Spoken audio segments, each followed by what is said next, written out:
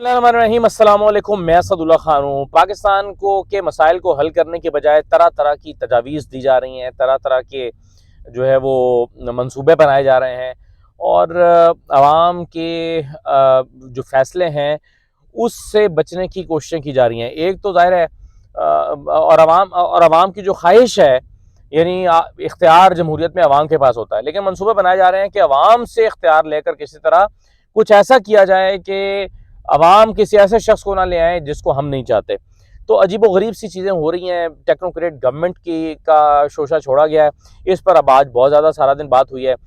ये महर बुखारी ने खबर ब्रेक की थी कि एक बैठक हुई है जिसमें 2 साल तक के लिए एक टेक्नोक्रेट सेटअप को लाने की पर बात की गई है कि एक ऐसा सेटअप लाया जाए उसका जो कहना चाहिए जवाज़ है, वो जवाज़ ये पैदा करने की कोशिश की जा रही है कि चूँकि जो मुंतखब हुकूमतें हैं वो सख्त फैसले नहीं कर रही और मुश्किल फैसले नहीं कर रही क्योंकि उन्होंने इलेक्शन में जाना है, तो टेक्नोक्रेट हुकूमत मुश्किल फैसले कर सकती है क्योंकि उन्होंने इलेक्शन नहीं लड़ना होता, तो उनको ला के मुश्किल फैसले कराए जाएँ। भाई मुश्किल फैसले तो कर दिए हैं और कौन सा मुश्किल फैसले कराने हैं।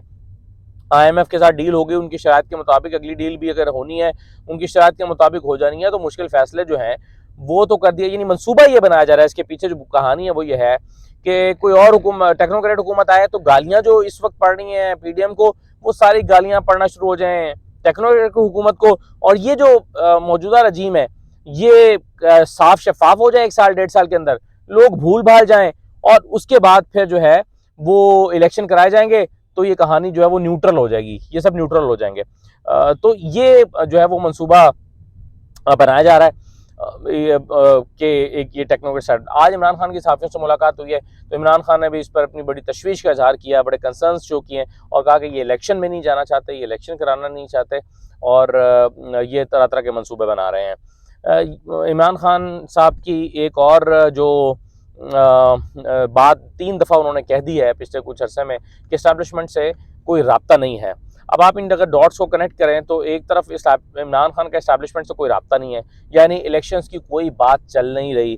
जनरल बाजवा तक के होते हुए राब्ते थे, बात हो रही थी, लेकिन जनरल बाजवा झूठ बोल रहे थे इमरान खान के ख्याल में, और वो उनको ट्रक की बत्ती के पीछे लगाया हुआ था कि हम इलेक्शन करा रहे हैं। इमरान खान ने अपना लॉन्ग मार्च भी 1.5-2 महीने डिले किया उनकी वजह से, लेकिन वो नहीं करा रहे थे, उनकी इंटेंशन ही नहीं थी। और मौजूदा जो रजीम है या मौजूदा आप कह लीजिए इस्टेब्लिशमेंट है, वो इमरान खान से जो है वो बातचीत ही नहीं कर रहा। इसका मतलब यह है कि इलेक्शन ज़ेर गौर नहीं है, क्योंकि अगर इलेक्शन ज़ेर गौर होते तो फिर तमाम जो स्टेक होल्डर्स हैं उनसे बातचीत होती। तो ये एक मसला है। अच्छा, दूसरा ये है कि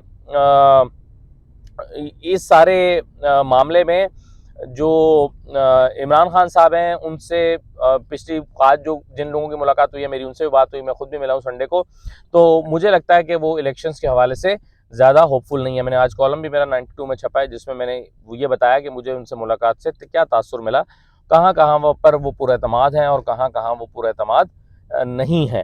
तो इस पर मैं खैर अलग से भी बात करूँगा, लेकिन एक चीज़ जो मैं आपके साथ शेयर करना चाहता हूँ, आज का जो शायद नज़र से आपकी खबर गुजरी होगी, लेकिन मैं इस पर कुछ कमेंट करना चाहता हूँ। ये चौधरी शाफे हुसैन साहब ने जो इंटरव्यू दिया ARY के अशरफ नईम भट्ट साहब को, और उन्होंने कहा कि कुछ MPS से हमारा राब्ता है और कई ऑप्शन ज़ेर गौर हैं। ये ऑप्शन भी ज़ेर गौर है कि इनको पार्टी से भी निकाला जा सकता है। जैसे कामिल अली आगा को इन्होंने पार्टी से निकाल दिया, सेनेटरशिप ख़त्म करा रहे हैं या ख़त्म करने के लिए ख़त लिख रहे हैं, ऐसे ही इनको पार्टी से भी निकाला जा सकता है। अच्छा, फिर उन्होंने कहा कि हमारे जो वालिद हैं चौधरी शाफे, जो शुजात के ज़ारा बेटे हैं, उन्होंने कहा कि मेरे वालिद को ख़ानदान के अंदर से धोखा दिया गया है।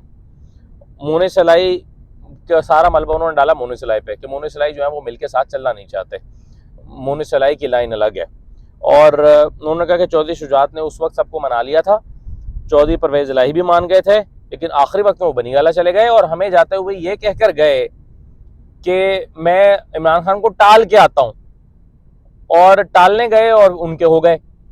तो उनसे पूछा गया कि आपसे जो है वो कहते हैं कि मुझे जनरल बाजवा ने कहा कि इमरान खान की तरफ जाओ। तो उन्होंने कहा कि फिर इमरान खान ने कब कहा जनरल बाजवा ने कि इमरान खान की तरफ जाओ?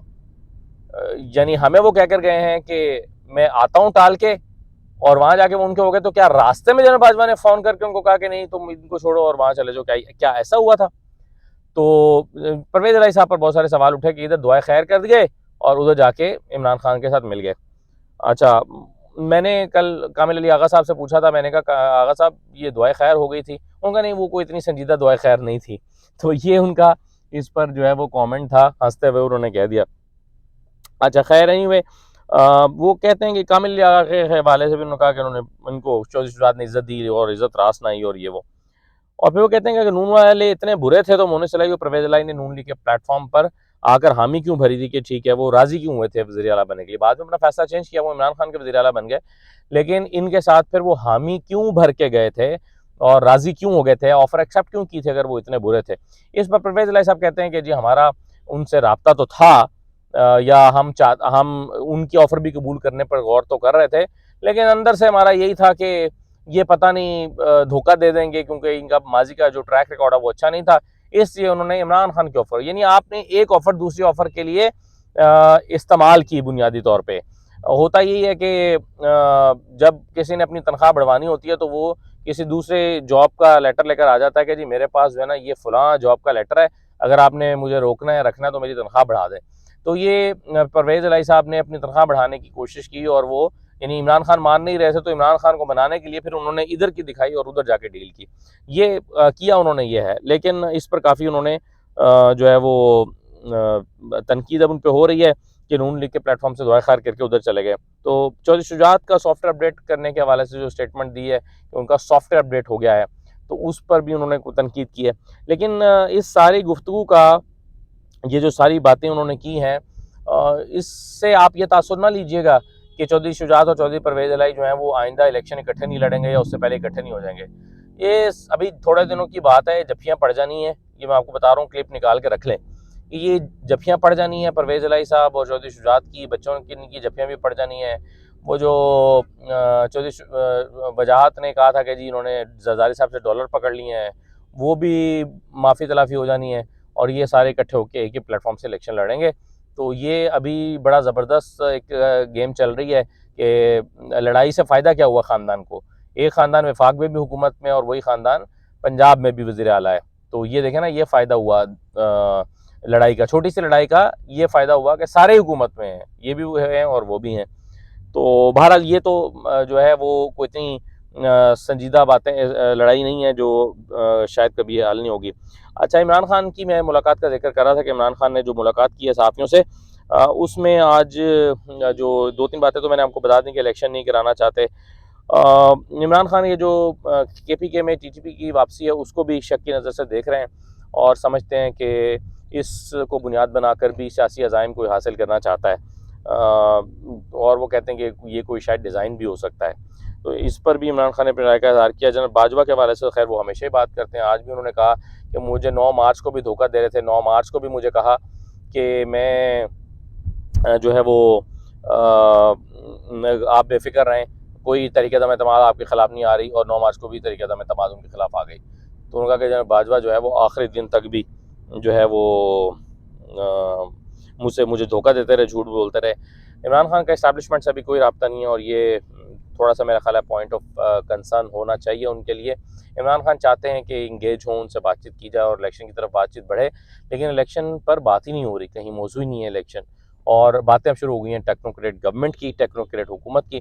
तो अगर टेक्नोक्रेट सेटअप आया तो उसका मतलब है कि आप अवामी उमंगों के ख़िलाफ़ जाने की बात कर रहे हैं, क्योंकि ज़ाहिर है अवाम जो है इमरान खान को मुंतखब करें या नवाज शरीफ को मुंतखब करें, बिलावल को मुंतखब करें, अवाम की मर्ज़ी है ये कि वो किसको मुंतखब करना चाहते हैं और किसको चाहते हैं कि वो उनके लिए पॉलिसियाँ बनाए। यानी अवाम ये फैसला करेंगे ना कि कौन उनके लिए पॉलिसियाँ बनाए। तो उनके लिए पॉलिसियाँ अगर कोई और बनाएगा आकर, तो वो ज़ाहिर है अवाम की नुमाइंदगी नहीं कर रहा होगा। तो ये बहुत तजर्बात पाकिस्तान के साथ तरह तरह के तजर्बात हो गए हैं। ये एक और तजर्बा जो है वो पाकिस्तान को तबाही की तरफ ले जाएगा। खुदारा अवाम को फैसला करने दें और अपना हुक्मरान मुंतखब करने दें। इजाज़त दीजिए, अल्लाह हाफ़िज़।